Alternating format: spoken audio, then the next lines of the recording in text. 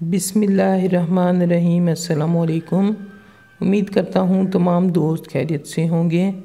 Quality chicks and hence की new video में खुशामदीद। उम्मीद करता हूँ कि ये वीडियो आपको ज़रूर पसंद आएगी। आज की वीडियो में हम आस्ट्रालैब की मौजूदा सूरत हाल के मुतल्लिक बात करेंगे। इस वक्त मैं मौजूद हूँ साजिद भाई के सेटअप पे और साजिद भाई से हम जानना चाहेंगे कि इस वक्त आस्ट्रालैब की मार्केट कहाँ है और आने वाले वक्त में कहाँ हो सकती है। तो वीडियो मुकम्मल देखेंगे, इंशाल्लाह आपको ज़रूर फ़ायदा होगा। अस्सलाम वालेकुम साजिद भाई। वालेकुम अस्सलाम। साजिद भाई क्या हाल है आपका? अल्हम्दुलिल्लाह, शुक्र अल्लाह का, ठीक ठाक। साजिद भाई ये माशाल्लाह आपके बर्ड्स तो बहुत प्यारे हैं। मैं ये पूछना चाहूँगा कि इनकी उम्र कितनी है इस वक्त? ये माशाल्लाह 9 महीने के हो गए हैं। साजिद भाई इनमें मेल कितने हैं और फीमेल कितनी हैं? इनमें मेल जो है वो तकरीबन हमने जो है ना 4 एक के सेट के हिसाब से हमने रखा हुआ है इनको। बाकी एक्स्ट्रा जो मेल है वो हमने अलग रखे हैं, वो फिर चेंज करते रहते हैं इनको। इसमें फ़ीमेल की तादाद आपके पास इस वक्त कितनी है? फ़ीमेल जो है तकरीबन 150 से ऊपर हैं और उनमें जो मेल हैं वो तकरीबन हमारे पास टोटल मेल जो हैं वो 60-65 हैं, जिनमें आधे जो है हम फ़ीमेल में छोड़ देते हैं, बाकी आधे जो है वो उनको साइड पे रखते हैं। फिर वो 5-6 दिन बाद जो है वो उनको चेंज करते रहते हैं। साजिद भाई इस तकनीक की क्या वजह है कि आप मतलब कि क्यों कुछ मुर्गे जो हैं आपने रिज़र्व पे रखे हुए हैं और हफ्ते बाद इनके साथ छोड़ देते हैं, दूसरे मेल को रेस्ट पे छोड़ देते हैं? उसकी वजह यह है कि इस तरह जो है ना फर्टिलिटी का इशू नहीं बनता। तो फर्टिलिटी जो है वो अल्हम्दुलिल्लाह तकरीबन 100% होती है। तो इसी वजह से जो है वो इनको हम लोगों ने इस तरीके से जो है वो रखा हुआ है। साजिद भाई फर्टिलिटी के हवाले से फिर मैं ये पूछना चाहूँगा कि जून जुलाई में अक्सर लोग कहते हैं कि हमारे पास रिज़ल्ट अच्छा नहीं आता, तो आपके पास क्या रेशो रही थी? मेरे पास उस वक्त भी माशाल्लाह जो है वो तकरीबन 80+ जो है वो परसेंट मेरे पास रहा है इसकी रेशो। तो मेरे पास अल्लाह का शुक्र है कि रिज़ल्ट अच्छा रहा है। साजिद भाई जो हमारे व्यूवर्स हैं उन्हें आप क्या बताना चाहेंगे कि जैसे जून जुलाई थी, गर्मी भी थी, प्रोडक्शन भी हो सकता है आपकी कम हुई हो, तो ऐसी सूरत हाल में इन हालात में आपने किस तरह से मुकाबला किया? उस मौसम में जो है वो आप यही है कि इसकी जितनी केयर कर सकते हैं करें, गर्मी से बचाएं इन्हें। और अगर गर्मी से आप बचाएंगे तो प्रोडक्शन जो है वो उस पर कोई इतना ख़ास फ़र्क नहीं पड़ेगा, अच्छी रहेगी। बाकी जो जहाँ तक सेल की बात है तो उसमें बेहतर यही होता है कि आप अगर अपने काम को बढ़ाना चाह रहे हैं तो जो है वो अंडे वगैरह जो है वो हैच करवा लें अपने लिए। अब उन दिनों में जो है वो अपने लिए आप ब्रीड रोक सकते हैं, क्योंकि फिर जब एक चीज़ रनिंग में हो तो उस वो फिर रोकना अपने लिए वो थोड़ा मुश्किल हो जाता है। तो बेहतर उसमें यही है कि आप जो है ना ब्रीड उस वक्त रोक लें, उसको आगे तैयार करें। फिर जैसे ही दोबारा काम में तेज़ी आए तो आप अच्छा प्रॉफिट लेके उसको सेल कर सकते हैं। अगर अपने लिए रोकना चाहें तो रोक भी सकते हैं। ऐसे मौसम में जो कि जून जुलाई का होता है, अब तो माशाल्लाह मौसम ठीक हो गया है, जून जुलाई के मौसम में आपने चूज़े को किस तरह से बचाया कि उन्हें गर्मी ना लगे और वो अपनी फीड भी सही तरह से खाते रहें? उसमें हम मेडिसिन वगैरह भी यूज़ करते रहें और देसी टोटके भी, ताकि गर्मी वगैरह जो है वो हबस और गर्मी से जो है ना वो बच सकें। तो उसमें अल्लाह पाक का करम है कि वो बहुत सर्वाइव किए हैं और माशाल्लाह बेहतरीन रहा है। साजिद भाई जैसे आप बता रहे थे कि ब्रीड और चूज़े अपने लिए रोक लें, तो इस वक्त जो आस्ट्रालैब की मौजूदा सूरत हाल है वो क्या है और ये कहाँ जा रही है? अभी जो है वो माशाल्लाह काम बेहतरी की तरफ जा रहा है और ऑर्डर्स वगैरह आना शुरू हो गए हैं। बाकी इंशाल्लाह जो है वो उम्मीद है कि काम जो में तेज़ी आएगी और जो लोग भाई काम ये कर रहे हैं बेहतर होगा इंशाल्लाह। साजिद भाई हमें ये बताइएगा कि आपने तकरीबन कितने चूज़े वगैरह रोके या खुद के लिए तैयार किए? अभी जो है हम अपने लिए जो है तकरीबन जो मेरे पास अभी मौजूद हैं ये 800-900 चिक्स हैं। थोड़ा सा एज का डिफरेंट है लेकिन मेरे पास इतने हैं अभी, और हैच लगवाया हुआ है हमने, तो वो हर तीसरे चौथे दिन हैच निकल रहा है। تو ارادہ تو یہی ہے کہ تقریباً 1500-2000 جو ہے وہ چکس اپنے لیے روکنے کا ہے۔ ساجد بھائی، اس وقت جو ڈے اولڈ چوزا ہے ان کا کیا ریٹ چل رہا ہے؟ 120 کے راؤنڈ اباؤٹ دے رہے ہیں، باقی سیزن میں جو ہے وہ 150 تک ہم لوگ دیتے ہیں۔ کوالٹی پہ ڈیپینڈ کرتا ہے، تو کوالٹی جو ہے وہ آپ کو ویڈیو میں نظر آ رہی ہے، تو اسی حساب سے جو ابھی فی الحال یہ ریٹ چل رہا ہے۔ ساجد بھائی، اکثر لوگ جو ہیں 60، 70، 80 تک کا بھی چوزا سیل کر رہے ہیں، تو اس کی کیا وجہ ہے؟ وہ بھی یہی کہتے ہیں کہ ہماری کوالٹی تو اچھی ہے، لیکن پھر ان کا ریٹ کیوں کم ہے؟ دیکھیں نا، ہمارا جو چیز سیل کرنے کا ہماری کوشش ہوتی ہے کسٹمر ہمارے فارم پہ خود آئے۔ جب وہ سب جگہ سے چیز دے کے ہمارے پاس پہنچتا ہے، اس کو خود ہی اندازہ ہو جاتا ہے کہ ہم ریٹ کس چیز کا لے رہے ہیں۔ تو باقی جنہوں کی ہے وہ ان کو اپنی چیز کا پتہ ہوگا، لیکن جو ہمارے پاس چیز ہے ہم اسی حساب سے جو ہے وہ چارج کر رہے ہیں۔ تو کسٹمر کو بھی ہم اسی لیے بلواتے ہیں کہ جب وہ چیز دیکھتا ہے وہ پیسے دے کے جاتا ہے، اس کو پتہ کہ بھی یہ چیز ہے کیا ہے۔ اگر کوئی کسٹمر آپ کے پاس نہ آنا چاہے اور منگوانا چاہے تو اس کا کیا طریقہ ہوگا، یا آپ سب سے پہلے یہی پریفر کرتے ہیں کہ وہ بندہ آئے؟ پریفر تو ہم یہی کرتے ہیں کہ وہ بندہ خود آ جائے، فارم وزٹ کرے، ہمارا بریڈ دیکھے، اگر اس کی تسلی ہوتی ہے، اس کا دل مانتا ہے تو وہ ہم سے چکس پرچیز کرے۔ ادروائز جو ہے نا، اس طرح دونوں طرف جو ہے وہ بندہ لینے والا بھی چیز دیکھ کے لیتا ہے، اور جو چیز دینے والا اس کو بھی پتہ ہوتا ہے کہ یار میں نے یہ چیز دی ہے، دونوں طرف کی جو ہے وہ سیٹسفیکشن ہو تو بہتر ہوتا ہے۔ ادروائز جو بندہ ویڈیو دیکھ کے مطمئن ہو جاتا ہے تو وہ پھر نہیں آ سکتا، کوئی مجبوری ہے، پھر ہم کارگو کروا دیتے ہیں۔ ساجد بھائی، اپنے فارم کی ایگزیکٹ لوکیشن بتا دیں۔ سر، ہمارا فارم جو ہے یہ کچا صادق آباد روڈ، چڑیا گھر کے بیک سائڈ پہ ہے، رحیم یار خان میں۔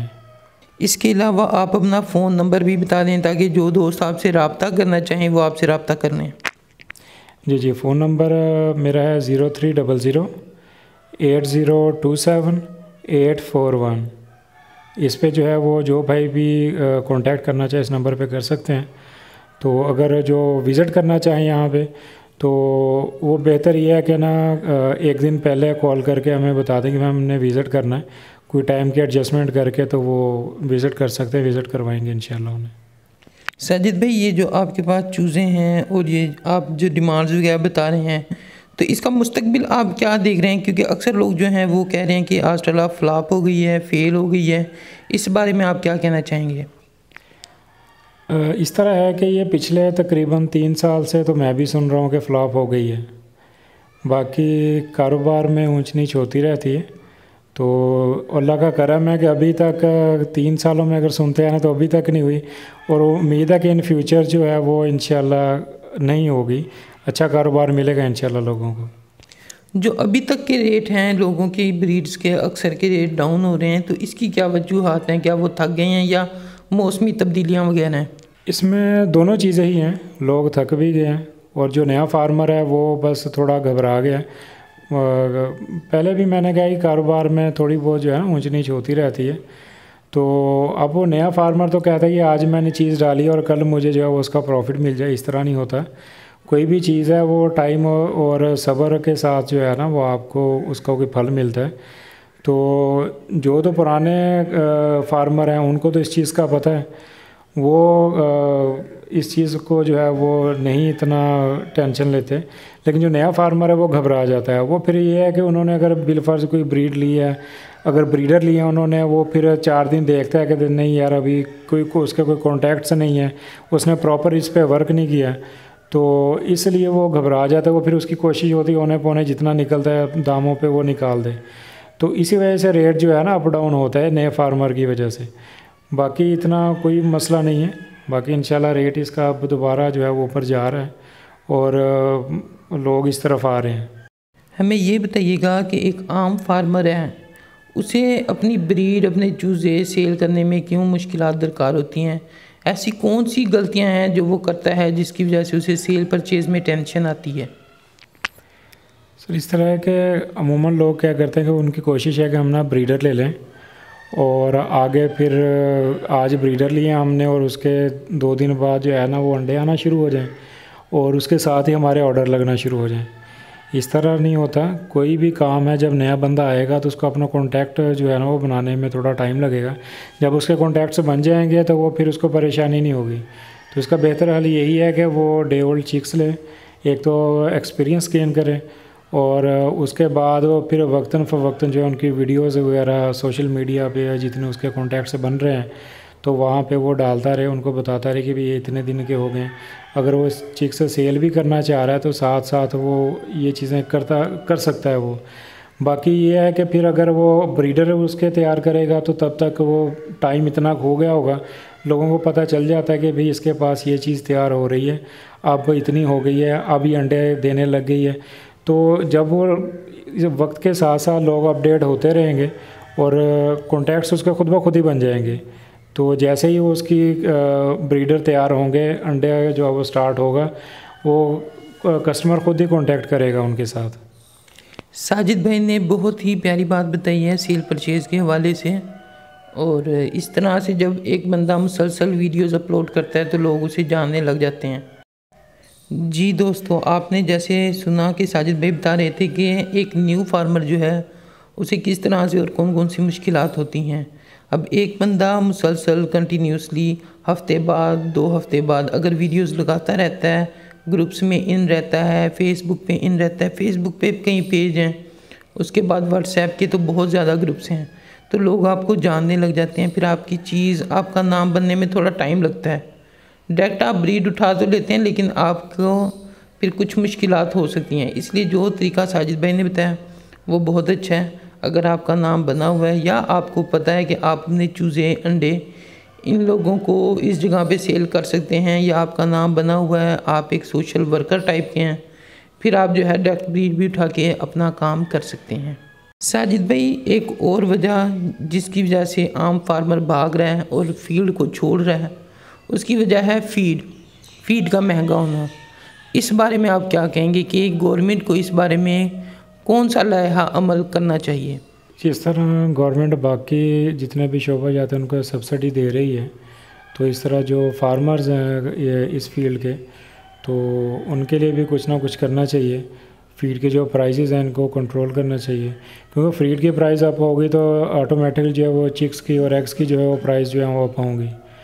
تو اگر فیڈ جو ہے وہ جتنی آپ کو سستی ملے گی تو آپ کے ایکسپینسز ظاہری بات اسی حساب سے کم ہوں گے, تو چکس کا ریٹ بھی تھوڑا نیچے آ جائے گا.